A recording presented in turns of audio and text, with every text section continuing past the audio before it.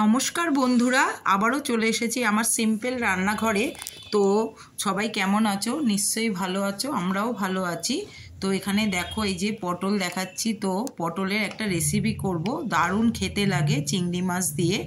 তো তার জন্য কি কি লাগবে তোমাদের সঙ্গে একটু শেয়ার করছি। তোমরা অবশ্যই ভিডিওটা দেখো, স্কিপ করো না, এত টেস্টি লাগে খেতে। তার জন্য এই দেখো, পটলগুলো ভালো করে ধুয়ে এই যে খোসা ছাড়িয়ে দেখো 4 টুকরো করে, এক একটা পটল 4 টুকরো করে কেটে নিয়েছি। এবার এতে লাগবে দেখো, শিলনোড়ায় নিয়ে নিয়েছি পোস্ত, একটু সর্ষে আর 4টে কাঁচা লঙ্কা। তোমরা ঝালটা পরিমাণ মতন দেবে, সর্ষেটা তোমরা নাও দিতে পারো, কিন্তু দিলে একটা অন্যরকম টেস্ট হয়। তো এইটা আমি বেটে নিচ্ছি। বাটা আমার হয়ে গেছে, দেখো কত মিহিন করে। এটা মিক্সারেও তোমরা দিয়ে মানে বেটে নিতে পারো, কিন্তু পাটায় বাটলে একটু টেস্টটা অন্যরকম লাগে। তো আমি এই পাটাতেই বেটে নিয়েছি। তার লাগবে চিংড়ি মাছ। তো এই যে ফ্রিজ থেকে দেখো চিংড়ি মাছটাও বের করে একটু জল দিয়ে রেখেছি। চিংড়ি মাছগুলো একটু বড় বড় আছে, তো এগুলো আমি একটু কেটে নেব। ছোট ছোট চিংড়ি মাছ মানে পটল চিংড়িতে ভালো লাগবে, তো এটা একটু অন্যরকমভাবেই করব। তো চিংড়ি মাছগুলো এই দেখো এখানে কেটে নিয়েছি ছোট ছোট করে। এর ভেতরে আমি একটু নুন দিয়ে দিলাম, আর দিয়ে দেবো একটু সামান্য হলুদ। তো এটা দিয়ে একটু মাখিয়ে রাখবো চিংড়ি মাছটাকে। তো এই রেসিপিটা দারুণ খেতে লাগে, তোমরা সেই বাড়িতে একটু ট্রাই করবে তোমরা। তো এখানে এই দেখো কড়াই বসিয়ে দিয়েছি, আর তেলটাও আমার গরম হয়ে গেছে। তো এই যে চিংড়ি মাছগুলো এখানটায় দেখো একটু ভেজে নেবো, হালকা করে ভাজবো, মানে খুব ভাজবো না, একটু হালকা হালকা করে ভেজে নেব। তো এই যে ভেজে নিচ্ছি একটু। যে ভাজা আমার মোটামুটি হয়ে গেছে। তো এখন এগুলোকে একটু উঠিয়ে রেখেছি, এই যে বাটির ভেতরে উঠিয়ে রেখেছি। এবার আমি পটলগুলো ভাজবো। তো পটল আমি সোমবার কিছুই দিচ্ছি না, আর একটু তেল আমি দিয়ে অ্যাড করে নিয়েছি। দেখো কড়াইতে সর্ষের তেল দিয়েই করছি এটা। তো পটল দিয়ে দেবো অল্প অল্প করে। এই যে পটলগুলো সবই আমি দিয়ে দিচ্ছি, আর একটু গ্যাসটা একটু সিমে করে এগুলো ভেজে নেব। তো এখানে দিয়ে দেবো একটু নুন আর সামান্য হলুদ। তো এটাও একটু হালকা হালকা করে ভাজতে হবে। এরপরে আমি এটাকে এই যে ঢেকে রাখলাম 5 মিনিটের জন্য। তো এই দেখো ঢাকা উঠিয়ে দিয়েছি।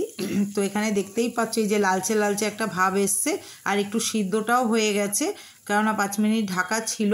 তো এর ভেতরে আমি চিংড়ি মাছগুলো দিয়ে দিচ্ছি, এই যে ভেজে রাখা চিংড়ি মাছগুলো দিয়ে দিলাম। এবার এটা একটু নাড়িয়ে চাড়িয়ে, একটু ভালো করে নাড়িয়ে চাড়িয়ে নিলাম।